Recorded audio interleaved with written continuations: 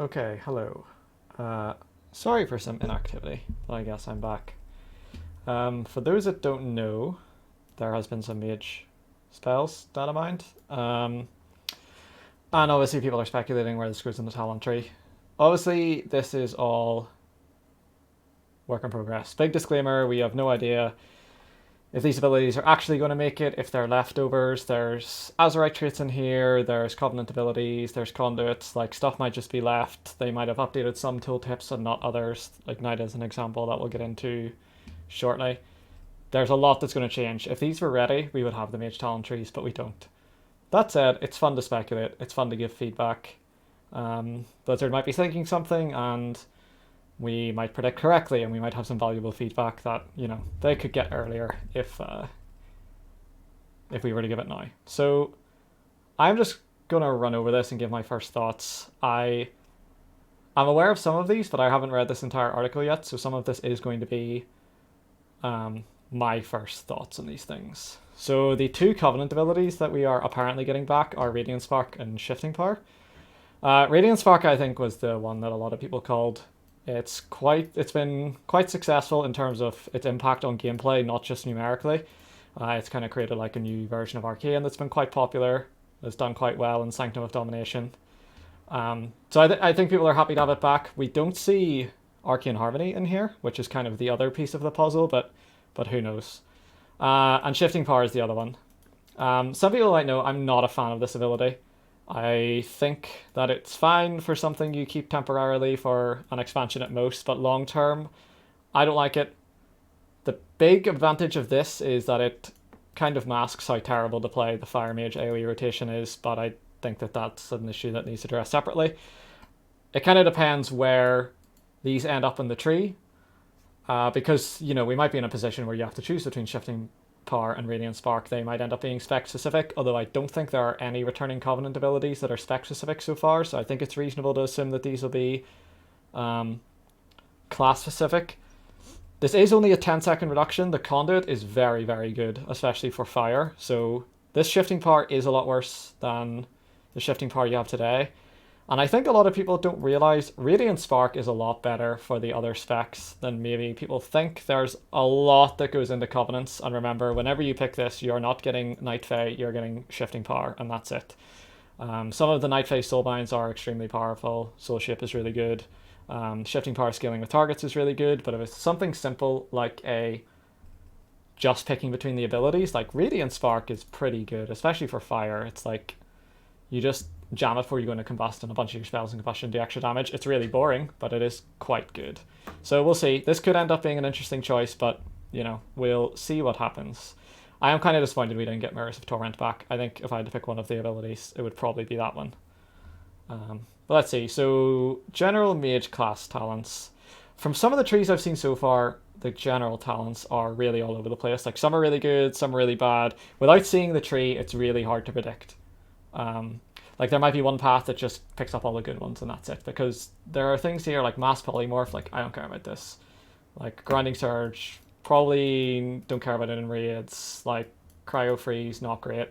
So like if you can avoid all these and pick up all the good ones, it's obviously really boring, but then, it's hard to predict this without actually seeing the tree. But I'll go with them anyway.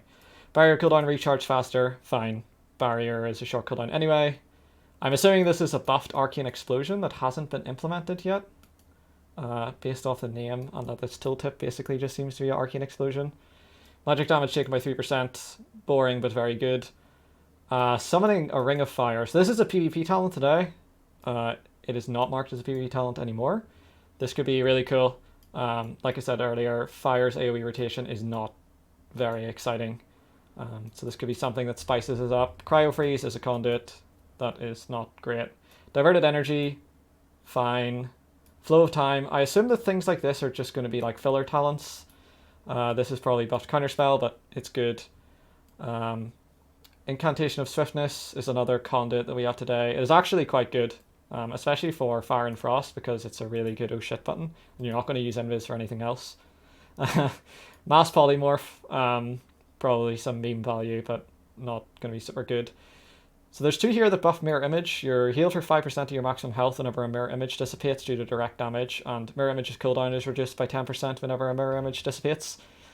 Mirror Image is actually bugged on live right now in a lot of situations, mainly in raids. The images don't seem to disappear whenever you take damage, which means Mirror Images is just like a 40-second, 20% DR. Which is weird, because I think it worked correctly in Castle Nathria, and it works correctly in dungeons, but in Sanctum of Domination and Sepulchre, I don't think it works. So let's assume they fix that bug.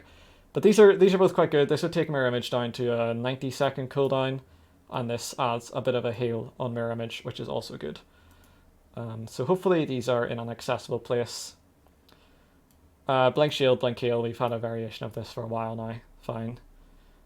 Temporal Velocity, movement speed after alter timing. Usually if you alter time, you don't actually need to move anymore, unless you misplaced your alter time, so, I don't know, maybe a nice filler talent. Time Anomaly. So this isn't a talent for Arcane right now. I'm guessing there's a lot of mages that haven't even spec'd into Arcane, but I'll tell you what it does. So at any moment, not whenever you're casting an ability, just any time, you can gain Arcane Surge, Clear Casting or Combustion, Fire Blast Charge, Icy Veins, Finger Frost, or Time Warp. It's a lot of words whenever it's not spec specific, but basically what it says is you have a random chance of gaining a proc or your major cooldown. It's really bad for Arcane because Arcane just gains a random Arcane power and you might not have charges, you might not have clear casting, and you just can't do anything with it. It's better for the other specs because a random Icy Veins or a random Combustion is more likely to do something. A random Fire Blast is more likely to do something, but I don't think it's a super fun talent. We'll see how it plays for the other two specs, but I'm not convinced on it yet. Tome of Antonidas, Mastery buff. It's good. It's a damage trait in a tree where a lot of things aren't damage traits. So even if it's not the most exciting thing ever, it'll probably end up being good. And Winter's Protection, cooldown of Ice Block reduced by 20 seconds. 20 seconds is not a lot on a 4-minute cooldown, but general thoughts are similar to other class trees. There's not a lot of meat in the general class tree. A lot of it lives in the spec trees, but there's some okay stuff here, especially Ring of Fire seems kind of cool, and some of the defensive traits seem kind of cool. Okay, Arcane Mage. Arcane Surge. Expend all of your current mana to annihilate your enemy target and nearby enemies for up to blah blah damage based on mana spent. Deals reduced damage beyond 5 targets, so it is AoE, and for the next 12 seconds your mana regeneration is increased by a lot and your spell damage is increased. So Arcane has this fundamental issue right now where it is trying to be a burst spec and trying to be a spec that manages mana, but it doesn't care about mana during its burst. So you have these like two things that are tugging in like different directions. Like the end result is it's trying to care about both of those things, but it's only ever going to care about one. Right now it cares about doing damage in its cooldowns, and mana is just kind of whatever. How mana should work, I think, is it's almost like a cooldown and you spend it whenever you want. That's how any resource system in World of Warcraft works. Like you have this resource and you can pull it and then you can spend it. The big difference with mana is you can pull and spend a lot more mana than you could rage or energy, right? Like rage or energy, you use a couple of buttons and you're out. Whereas mana is supposed to be like a bigger bank and a bigger reward if you were to spend it properly.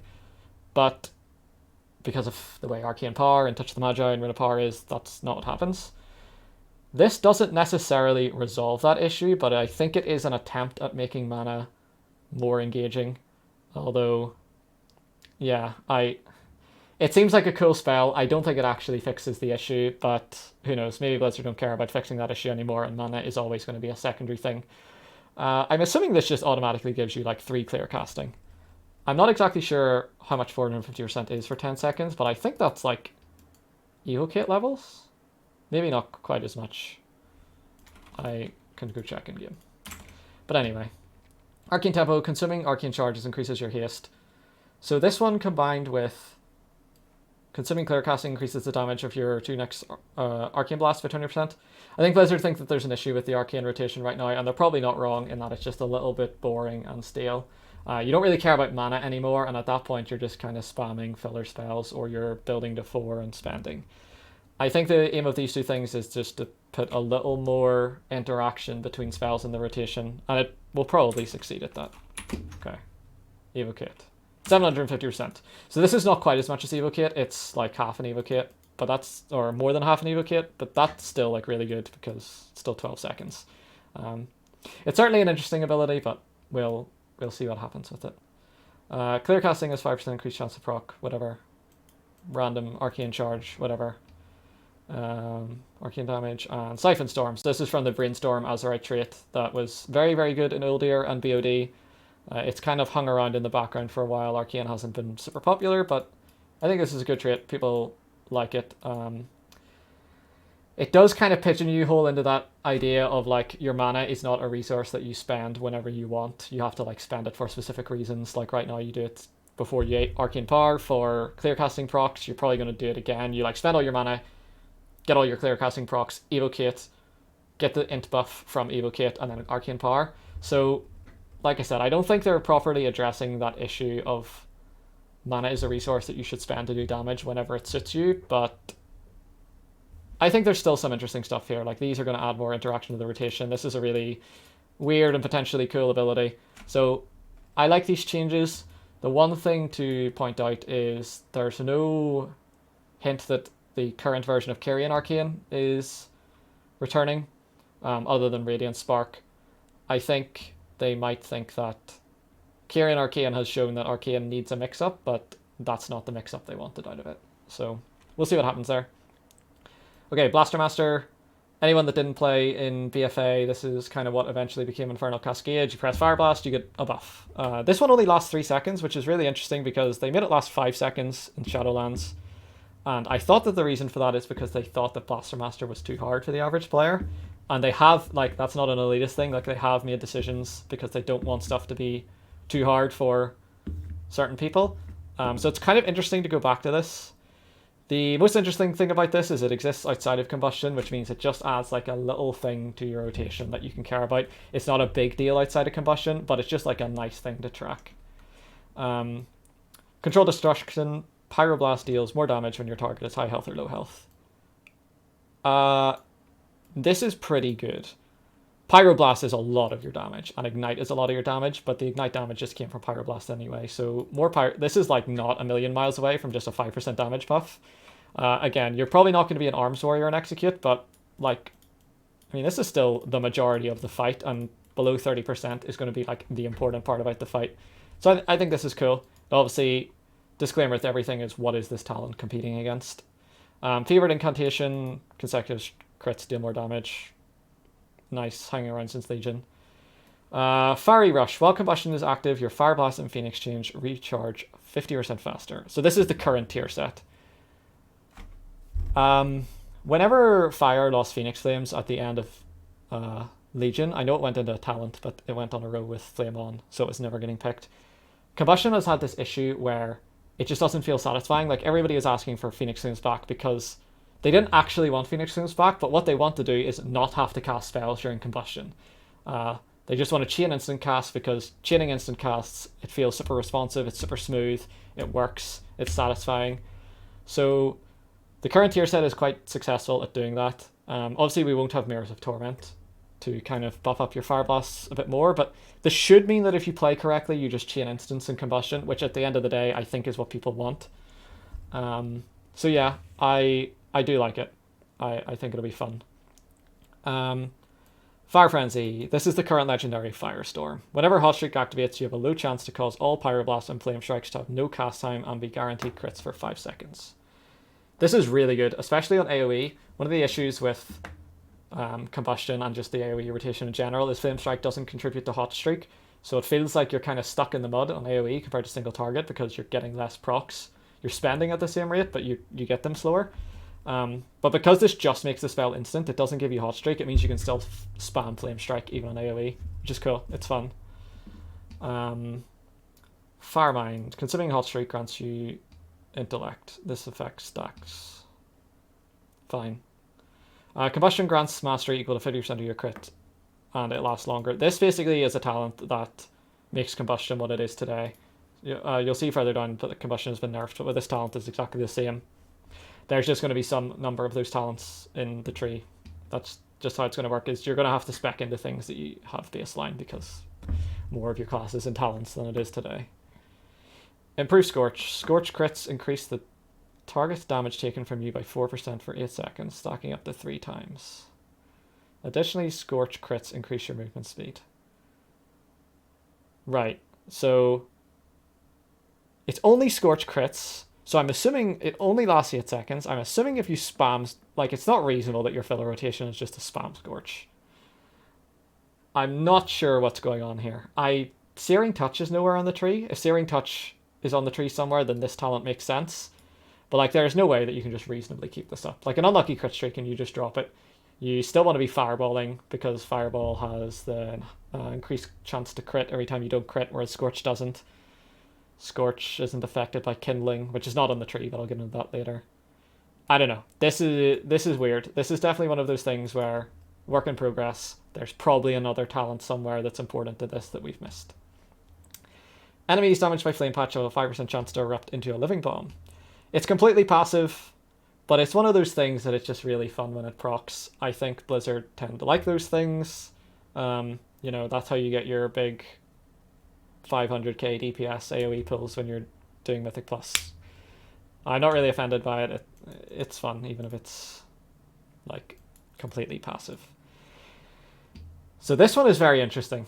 Ignite deals 25% more damage while Combustion is not active. Ignite spreads 300% faster while Combustion is active. So obviously we spread Combustion through Phoenix Flames. And some people have pointed out that it does not say on the Phoenix Flames tooltip on beta that Ignite spreads it, or that it spreads Ignite. But it doesn't say on the tooltip in-game either, so that's not really indicative. The Phoenix Flames spreading Ignite is on the Ignite tooltip, not the Phoenix Flames one. But this does hint that auto-spread Ignite is going to come back, and that is absolutely something that's on my wish list. I think manual spreading of Ignite has been a complete failure.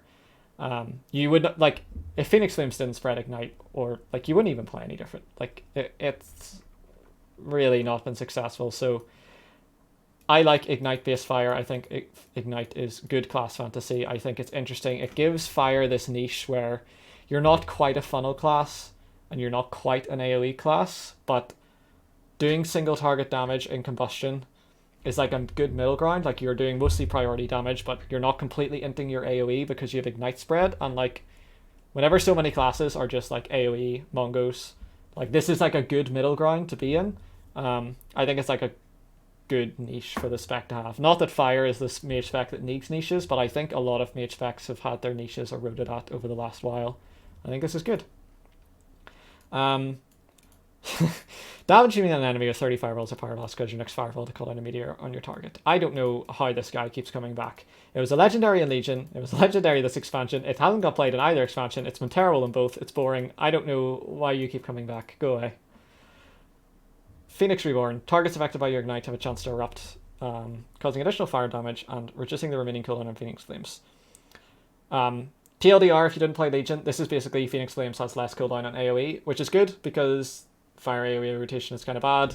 Something else that spices it up. It makes other classes have these things where they either play differently on AoE or they get more resources on AoE that fire doesn't really have.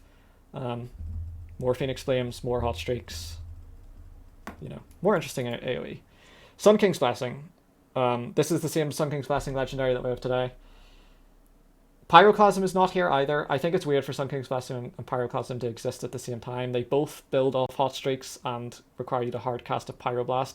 It kind of makes sense because Pyroclasm is just the Legion legendary and Sun King's Blessing was a throwback to the Legion legendary. But I think long term they should probably not be in the same in the game at the same time. They're too similar. I think Sun King's Blessing is the more interesting one between the two. So, you know, I'm happy that it's staying. I don't like that it's 15 seconds long. This is really annoying, but what can you do? I would like to see them increase this. Tinder, if you've not cast Fireball for 8 seconds, your next Fireball will deal increased damage and have less cast time. It's a PvP talent. I don't know. I don't think it adds anything as a PvE talent. Wildfire. Ignite deals extra damage. When you activate Combustion, you gain 4% crit, and up to 4 nearby allies gain 2% crit for 10 seconds. This was a artifact trait in Legion. I think this is a much healthier way to approach party buffs. People are already getting very mad about the rogue party buff. Obviously, you can't buff the entire raid because it's too good in raids. You want it to buff 5 people because then it's like a nice piece of dungeon utility. But I think this kind of thing where it just buffs nearby enemy or allies with a small buff is a lot healthier than like, wah, put me in the Wind Fury grip, put me in the Rogue grip, wah, externals. I kind of like this better, but you know, we'll see where the whole externals party buffs thing goes. All in all, I kind of like the fire talents. Pyroclasm is missing and Kindling is missing. I think Kindling with Sun King's Blessing and the tier set, your combustion uptime is almost too high that it stops being fun. You run out of gas. I think it's fine if Kindling goes away or if Kindling competes with Sun King's Blessing or something. I think going back to 2-minute fire and getting more combustions through these kind of like mini combustions with Sun King's Blessing or Fire Frenzy is maybe the way they want to go instead of just having straight up cooldown reduction. That's been... Sometimes cooldown reduction effects have been hard to shoot in the past as well. Okay, Frost Mage Talents. Frostbolt crits and Power Ice Lance. This was an artifact trait. This was the original Chain Reaction. Chain Reaction's a talent now, but it does something different. This was the original one. And I think this is better because it makes you care more about shattering Frostbolt. Right now, I think you just shatter Frostbolt really just for Icy Propulsion and just the extra damage. But I think this is cooler. It's like a buff that you can play around and... Well, I say play around. You just want to shatter your Frostbolts as much as possible to keep it up. Chill damage or damage against frozen targets.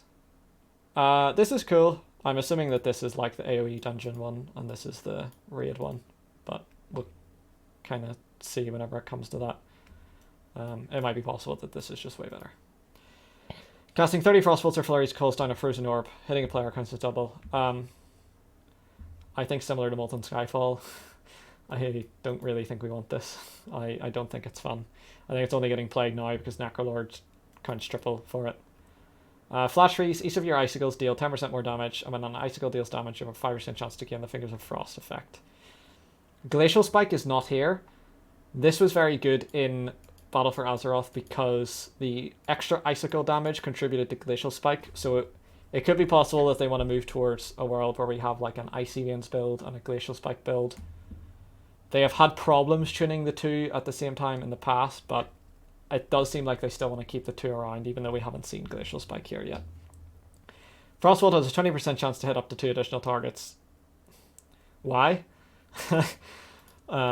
Freezing Winds, Frozen Orb is active, you can Fingers of Frost every 2 seconds. Yeah, this is fine.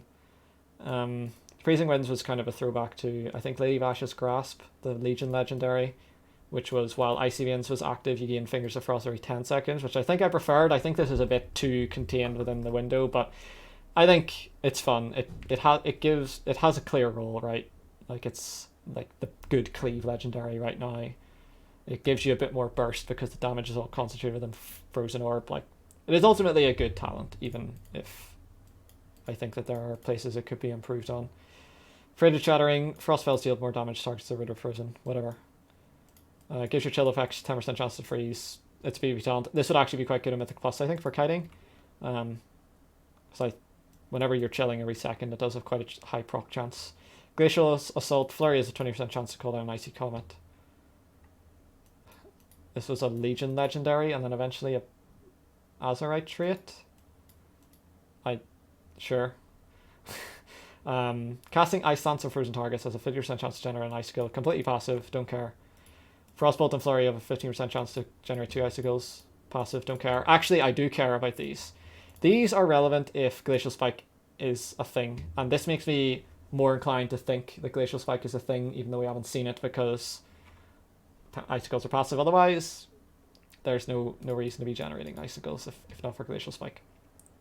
While Icy Veins is active, you're damaging single target critical hits reduce its cooldown by 2 seconds.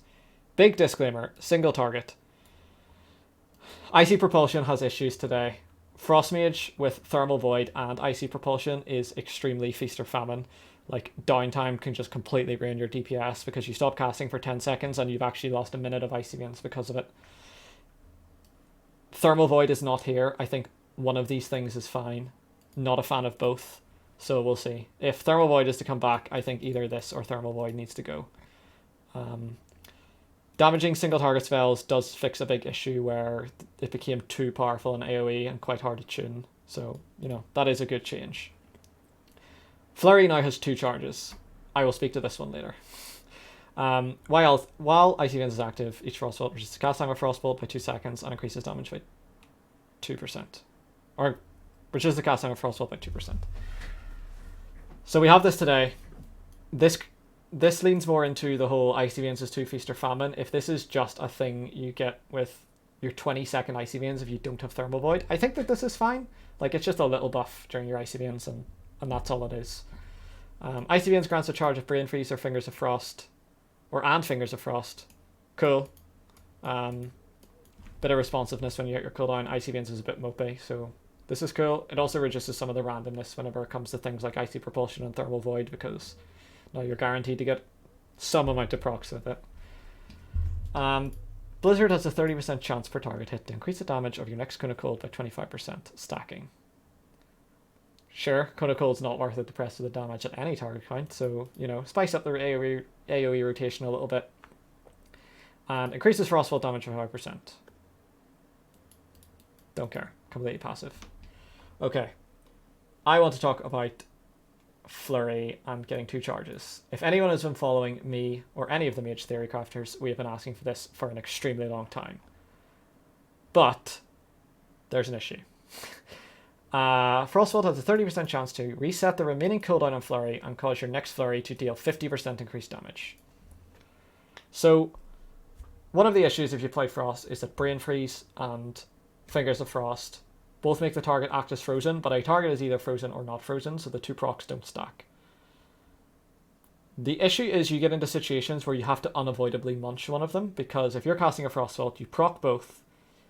You can use Fingers of Frost first before you Flurry, and that way you don't munch. But if you're already casting a Frostbolt, you have to finish the cast. And if you have to finish the cast, then you might proc Brain Freeze again. But if Brain Freeze or Flurry is charged, then you don't have to worry about that, because at the end of the cast, you can just use your Fingers of Frost, and if Brain Freeze procs, well, okay, your Flurry has charges anyway, so you just bank them, and then you just spend them on the next cast. The problem is that Brain Freeze still makes it deal 50% increased damage. So you can't really bank your Brain Freeze procs or your Flurry charges. You can bank your Flurry charges, but you can't stack Brain Freeze procs. So if you have a Brain Freeze, yes, you get the Flurry, but if you proc another Brain Freeze, you get another Flurry, but you lose this 50% increased damage buff. You've wasted one of those. So it feels like they've added Flurry charges without actually understanding why we wanted Flurry charges. So I do think that this 50% damage increase needs to go, but if it does go, this is a very, very good change for Frost. In terms of the actual gameplay of Frost, gets a lot better with Flurry charges. So yeah, I wanted to talk about that one straight away. Yeah, the Frost talents are fine. I don't think Frost needs quite as many changes as the other 2 specs if Icy Propulsion or Thermal Void gets removed. I think the spec is in a fairly decent place, at least gameplay-wise. Okay. Spell changes. So Arcane Surge is the spell I already went over. Interesting thing about Arcane Surge is it is flagged under Overpowered. Arcane Surge has the same icon as Arcane Power and has a similar cooldown. It's not impossible that Arcane Surge replaces Arcane Power, which I talked earlier about how the whole mana versus cooldowns thing doesn't really work. If it replaces Arcane Power, like, it might.